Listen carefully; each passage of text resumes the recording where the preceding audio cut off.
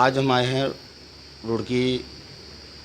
मंत्री जी सामिर जी के आवास पे कार्यालय में। आइए जानते हैं क्या चल रही है बीजेपी सरकार की तैयारी और क्या है इनके विभाग से कुछ जुड़े हुए सवाल करते हैं कि क्या तैयारियां हैं और क्या गन्ना समिति में जी गन्ना समिति में अभी आपके विभाग में क्या कार्य चल रहा है। गन्ने की उपज बढ़ाने के लिए और गन्ने संबंधी जो जानकारी है किसानों को देने के लिए आज किसान गोष्ठी भगवानपुर विधानसभा के हसनपुर मदनपुर गांव में प्रधान महावीर की चौपाल पर हुई है। और उसमें अपने काशीपुर से जो गन्ना शोध केंद्र है उससे अपने डॉक्टर आदित्य कश्यप जी और प्रमोद कुमार जी वैज्ञानिकों के साथ साथ गन्ना विभाग की पूरी टीम रही है। पूरे किसानों की समस्याएं जानी है और किस तरह गन्ने की अच्छी उपज हो और गन्ने को बीमारी से बचाया जाए, इस पर आज जो है पूरी तरह से किसान गोष्ठी में गन्ना किसानों और वैज्ञानिकों के बीच में और गन्ना अधिकारियों के बीच में आदान प्रदान हुआ है, विचार विमर्श हुआ है। गन्ने को लाल सड़न है, एक किस्म से गन्ने का कैंसर कहा जाता है इसको, और जिन इनके उपचार के बारे में वैज्ञानिकों ने बताया है। साथ ही साथ गन्ने की जो अधिक उपज देने वाली फसलें हैं उनके बारे में बताया गया है और पूरा गन्ना विभाग और सर्वे पर लगा हुआ है। मैं समझता हूँ कि किसान की आय बढ़ाने के लिए माननीय प्रधानमंत्री के विजन को अपने प्रदेश के अंदर हमारे माननीय मुख्यमंत्री पुष्कर सिंह धामी जी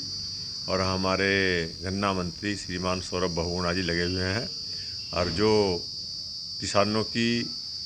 जो अन्नदाता है उसकी पूरी तरह से देख रेख की जा रही है। आप देख ही रहे हैं, पहले किसान की कोई चिंता नहीं करता था, आज हमारे मोदी जी ने किसान सम्मान निधि दी है। जो छोटे किसान थे, थोड़ी जोत के थे, आज सबको किसान सम्मान निधि की बड़ी मात्रा में उनके खातों में पैसे जा रहे हैं, बीच में कोई बिचौलिया नहीं है। और साथ ही साथ रही बात भारतीय जनता पार्टी की काम की, तो इस समय हमारे राष्ट्रीय अध्यक्ष जी का, माननीय राष्ट्रीय अध्यक्ष नितिन नवीन जी का दौरा हमारे प्रदेश में हुआ था। वो 3 दिन यहाँ रहे थे और उन्होंने हमारे सांसदों को, मंत्री को, सबको मैदान में उतार रखा है। कल ही भगवानपुर के अंदर माननीय त्रिवेंद्र सिंह रावत जी, पूर्व मुख्यमंत्री और सांसद हरिद्वार का जो है भगवानपुर विधानसभा में उनका प्रवास हुआ है और वो सुबह 10 बजे यहाँ करौंदी में आगे थे। उन्होंने जो कोर कमेटी की बैठक ली है और साथ ही हसनपुर मदनपुर में प्रधान जी के घर पर महावीर जी के उन्होंने शक्ति केंद्र संयोजकों की बैठक ली है, जिसमें सभी शक्ति केंद्र बूथों के अध्यक्ष रहे हैं, शक्ति केंद्र रहे हैं और पार्टी पदाधिकारी रहे हैं। उसी के साथ साथ ज्वालापुर में जो है 14 तारीख में ही अपने माननीय यहाँ के प्रभारी मंत्री और वरिष्ठ मंत्री, अपने PWD मंत्री, सिंचाई मंत्री, पर्यटन मंत्री माननीय सतपाल महाराज जी का प्रवास हुआ है, जिन्होंने हद्दी वाले में उन्होंने कोर कमेटी की बैठक ली है, फिर टिफिन बैठक ली है और एक बहुत ही शिक्षाविद ओम प्रकाश जी बुग्गा वाले के शिक्षक थे, उनको श्रद्धांजलि अर्पित की है और बुधवार शहीद में उन्होंने प्रबुद्ध बैठक ली है। अच्छा मंत्री जी, थोड़ा सा कहते हैं कि भारत में ना किसान जो है रीढ़ की हड्डी है, मतलब इसके लिए मतलब कोई जो आजकल गन्नों के पेमेंट में कुछ देखे जा रहा है, कुछ मिलों के उनकी क्या स्थिति मिलोगी। एक टाइम था कि हमारे देश में भूखमरी थी और अन्नदाता अपना भी पूरा नहीं पार सकता था, विदेशों से अन्न मंगाना पड़ता था और हमारे वैज्ञानिकों के द्वारा नए नए बीजों का उत्पादन के स्वरूप हमारा देश खाद्यान्न में आत्मनिर्भर हुआ है और सिंचाई क्रांति के माध्यम से जो है भारी मात्रा में हमारे यहाँ हुआ है। आपको मालूम है, सन 65 के अंदर लाल बहादुर शास्त्री जी जब प्रधानमंत्री थे तो अमेरिका ने कह दिया था कि हम आपको अपना गेहूँ नहीं देंगे, तो लाल बहादुर शास्त्री जी ने एक दिन का उपवास रखा और वैज्ञानिकों को आह्वान किया और राष्ट्रीय बीज निगम की स्थापना की गई और उस राष्ट्रीय बीज निगम में वैज्ञानिकों ने अपने नए नए बीजों का आविष्कार किया और देश आत्मनिर्भर हुआ है खाद्यान्न के मामले में। आज ये स्थिति है कि कोविड काल में भी गरीबों के लिए, जो गरीब हैं, जो और जो दैनिक मजदूरी करते थे, उन सब के मजदूरी मेहनत बंद होने के बावजूद भी भारी मात्रा में उनको जो है खाद्यान्न दिया गया है और वो लगातार अब भी चल रहा है। ये हमारे देश की खाद्यान्न के मामले में आत्मनिर्भरता का ही परिणाम है। और साथ साथ कोविड काल में जो और दूसरे देश थे उनको भी वैक्सीन दी गई है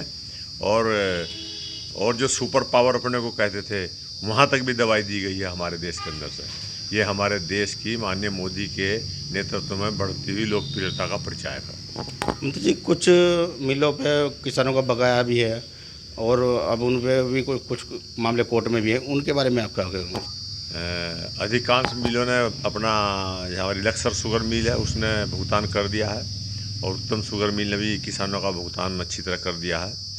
रही एक बहुत पुराना ये इकबालपुर शुगर मिल है, इसके मिसमैनेजमेंट के कारण हमारे किसानों का कुछ भुगतान इस पर रह रहा है। सरकार किसानों के प्रति पूरी तरह संवेदनशील है और इसकी आरसी भी काट दी गई थी। इस पर पूरा दबाव बनाया जा रहा है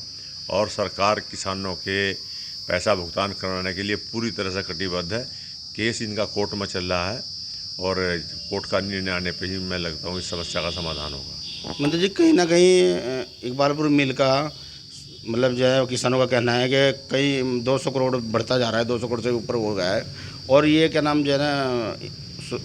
किसानों का कहना है कि इन्होंने मिल का पैसा कहीं और लगाने के बाद में किसानों को परेशान किया जा रहा है, उनका पैसा नहीं दिया जा रहा। आखिर इसमें सच्चाई क्या है? किसानों का लगभग 125 करोड़ के आसपास पैसा है अब बाकी बचा है और जो 2018 से जो भुगतान नहीं हुआ था और उसको दिलाने का पूरा प्रयास हमारा विभाग कर रहा है। इसकी आरसी भी काट दी थी मिल की मालिकिन है और कुछ पेमेंट दिया भी था शायद 18 से पहले, कुछ थोड़ा दिया भी था। जो उसके बाद जो कितना रहा है अभी